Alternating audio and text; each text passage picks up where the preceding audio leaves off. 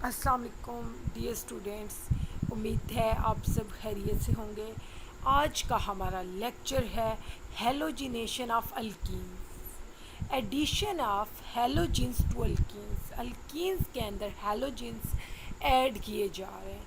तो सबसे पहले हम ये देखते हैं कि हेलोजिन्स जब अल्कीन्स के अंदर ऐड होते हैं तो हमारे पास क्या बनता है, विसिनल डाईहेलाइड्स बनते हैं। हम ये जानते हैं कि अल्कीन्स एडिशन रिएक्शन देते हैं due to the presence of this pi bond. तो हम सबसे पहले एक अल्कीन लेते हैं, उसे ट्रीट करते हैं हैलोजिन के साथ, और halogens as we know exist in the diatomic form, जैसे कि X2। यहाँ पे जनरल हमने हैलोजिन की बात की है। X2 हमारे पास Cl2 भी हो सकता है, Br2 भी हो सकता है, समटाइम्स आयोडीन भी हो सकता है। हम क्लोरीन, ब्रोमीन या आयोडीन के साथ इथीन को ट्रीट करा रहे हैं, अल्कीन को ट्रीट करा रहे हैं, एक डबली बॉन्डेड सिस्टम को ट्रीट करा रहे हैं, तो हमारे पास प्रोडक्ट क्या बनती है, the product is vicinal dihalide. जैसे कि हमने पहले बात की कि अल्कीन के अंदर जब हैलोजिन्स ऐड होते हैं तो हमारे पास विसिनल डाईहेलाइड्स बनते हैं। तो ऐसा क्यों होता है, विसिनल डाईहेलाइड्स क्या होते हैं, ये स्ट्रक्चर देखें। इसके अंदर दो हैलोजिन एटम्स मौजूद हैं।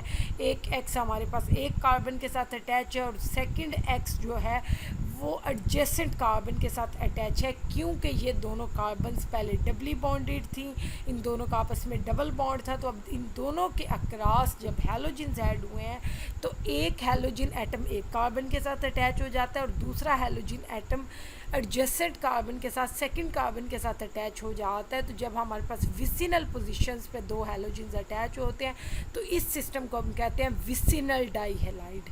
विसिनल मींस एडजेसेंट, जो एक दूसरे की विसिनिटी में मौजूद होते हैं, एक दूसरे के करीब मौजूद होते हैं, इर्द गिर्द मौजूद होते हैं। जैसे कि ये दोनों कार्बन एटम्स एक दूसरे के करीब हैं, one is adjacent to other, एक दूसरे से अगला है, तो इनके ऊपर लगे हुए हैलोजिन एटम्स जो हैं हमारे पास ये जो स्ट्रक्चर डेवलप करते हैं इसे कहते हैं विसिनल डाईहेलाइड। और इस केस में हमारे पास यूजुअली एंटी एडिशन होते हैं। तो एंटी एडिशन का क्या मतलब है, आप सिन और एंटी का कॉन्सेप्ट पढ़ के आए हैं। एंटी एडिशन से क्या मुराद है, अब हम चलते हैं इस रिएक्शन के मैकेनिज़्म की तरफ, जो कि एक्सप्लेन करेगा कि एंटी प्रोडक्ट क्यों बनती है और कैसे बनती है। तो हम सबसे पहले ये देखते हैं कि हमारे पास जो हैलोजिन मॉलिक्यूल होता है, जैसे कि यहाँ पे Br2 हम ले रहे हैं, तो इसमें एक ब्रोमीन के ऊपर पार्शियल पॉजिटिव चार्ज होता है और दूसरे ब्रोमीन के ऊपर पार्शियल नेगेटिव। अब ऐसा क्यों होता है, आपको ये लगेगा कि ये मॉलिक्यूल तो नॉन पोलर है, दोनों ब्रोमीन एटम्स एक जैसे हैं, तो इनके ऊपर पोलैरिटी कैसे आ गई, बॉन्ड पोलैरिटी यहाँ पे कैसे डेवलप हुई। एक्चुअली जब एक ब्रोमीन का मॉलिक्यूल किसी अल्कीन के करीब आता है, जैसे कि यहाँ पे आप देख सकते हैं कि one bromine molecule is present in the vicinity of alkyne, तो अल्कीन के अंदर जो डबल बॉन्ड मौजूद है, जो पाई बॉन्ड है, पाई इलेक्ट्रॉनिक क्लाउड स्पेस के अंदर एक्सपैंडेड होता है, स्प्रेड हुआ होता है, फैला होता है। तो इस पाई इलेक्ट्रॉनिक क्लाउड की वजह से जब ब्रोमीन इसके विसिनिटी में आता है तो ब्रोमीन पर पोलैरिटी डेवलप हो जाती है, जिसे हम कहते हैं ना इंड्यूस डाइपोल। यहाँ पे एक्चुअली डाइपोल इंड्यूस होता है। इस पाई इलेक्ट्रॉनिक क्लाउड की रिपल्जन की वजह से इस ब्रोमीन के ऊपर पार्शियल पॉजिटिव चार्ज आ जाता है, तो जब इस पे पार्शियल पॉजिटिव आता है तो दूसरे ब्रोमीन पर पार्शियल नेगेटिव चार्ज होता है। अब हमारे पास जो पार्शियल पॉजिटिवली चार्ज ब्रोमीन है उसे हम कहते हैं इलेक्ट्रोफिलिक ब्रोमीन, जो कि हमारे पास ये वाली ब्रोमीन है।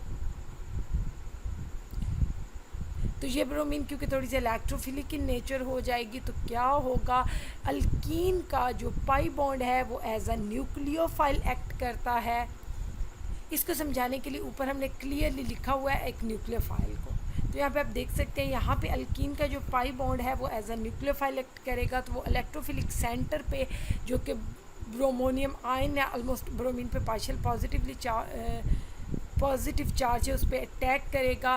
तो ये बॉन्ड जो है ये शिफ्ट हो जाएगा दूसरे ब्रोमीन के ऊपर, जो कि ब्रोमाइड आयन की फॉर्म में लीव कर जाएगा। तो हमारे पास क्या बनेगा, यहाँ पे देखिए हमारे पास एक ब्रोमोनियम आयन डेवलप हो रहा है, क्योंकि ब्रोमीन के ऊपर पॉजिटिव चार्ज है।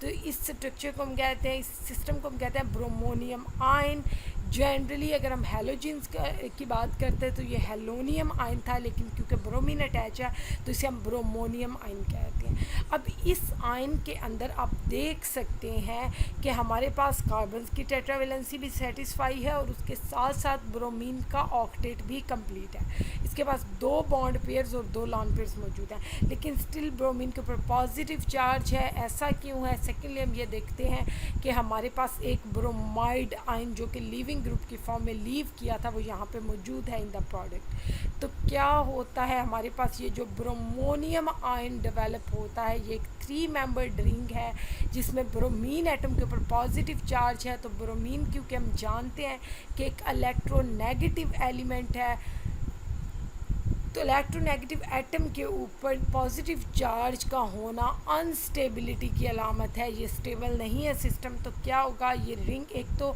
3 मेंबर रिंग वैसे ही अनस्टेबल होती है, दूसरा ब्रोमीन के ऊपर पॉजिटिव चार्ज उसे और ज़्यादा डिस्टेबलाइज कर देता है। तो इसे स्टेबलाइज करने के लिए क्या होगा, अगला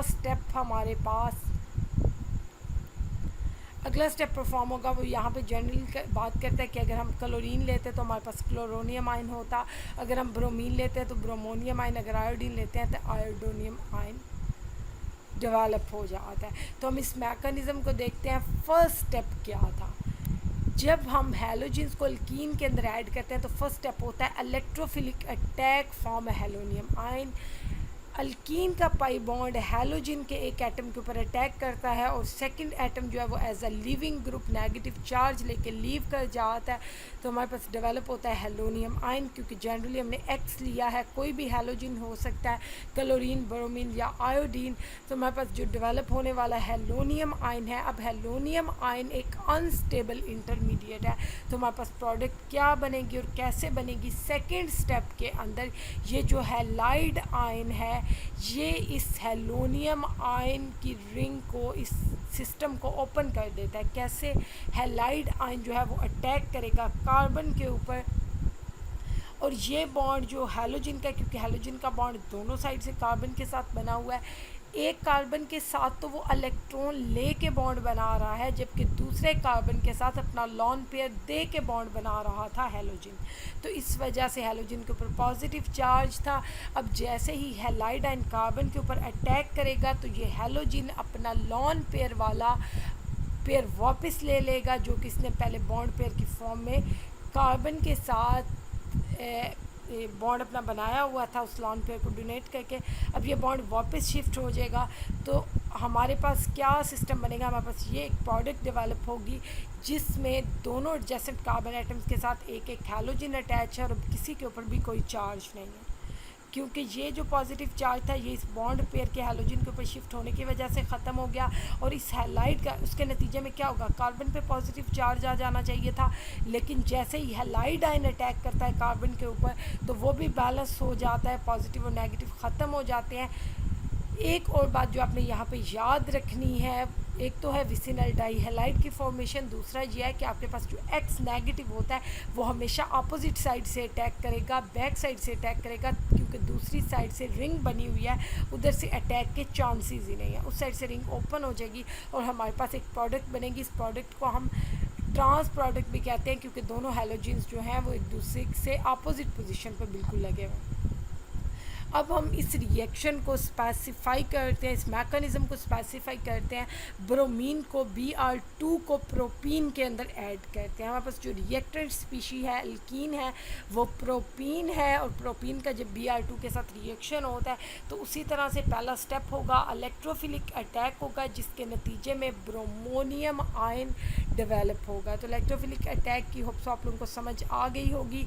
अल्कीन का पाई बॉन्ड ब्रोमीन के ऊपर अटैक करता है, दूसरा bromine as a bromide ion leave कर जाता है। ये ब्रोमीन होना तो एक कार्बन के साथ अटैच चाहिए था जैसे कि पिछले मैकेनिज्म्स के अंदर हमने पढ़ा, लेकिन क्योंकि ब्रोमीन के पास 3 लॉन पेयर्स होते हैं तो ये अपना लॉन पेयर डोनेट करके फ़ौरन से दूसरे कार्बन के साथ भी बॉन्ड बना लेता है। तो इस तरह से दोनों कार्बन्स की टेट्रावेलेंसी सेटिस्फाई रहती है, दोनों कार्बन्स का ऑक्टेट पूरा रहता है। यहाँ पे कार्बन वाला पॉजिटिव चार्ज नहीं बनता, मीन्स यहाँ पे कार्बोकेटाइन डेवलप नहीं होता जैसा कि पिछले केस में हुआ था। जहाँ पे हमने HX का एडिशन कराया था अल्कीन्स के अंदर। तो यहाँ पे हमारे पास जो ब्रोमाइड आयन बना है नेक्स्ट स्टेप के अंदर, वो ब्रोमाइड आयन इस ब्रोमोनियम आयन को ओपन कर देगा, क्योंकि ब्रोमोनियम आयन एक अनस्टेबल स्पीशी है, एक अनस्टेबल इंटरमीडिएट है। ये ब्रोमाइड आयन हमेशा अपोजिट साइड से अटैक करेगा। जैसे ही ये ब्रोमाइड आयन अटैक करेगा तो हमारे पास ये रिंग ओपन हो जाएगी। अब यहाँ पे एक स्पेसिफिसिटी है, वो ये कि यहाँ पे जो दोनों कार्बन एटम्स है वो एक दूसरे से डिफरेंट है। एक मोर हिंडर्ड कार्बन एटम है, एक ज़्यादा सब्सटीट्यूटेड कार्बन एटम है और दूसरी लेस सब्सटीट्यूटेड है। तो जब हमारे पास रिंग ओपनिंग होगी तो पॉजिटिव चार्ज ऑब्वियसली कार्बन पे एक थोड़े से टाइम के लिए आएगा, तो वो हमारे पास मोर सब्सटीट्यूटेड कार्बन पे आना चाहिए।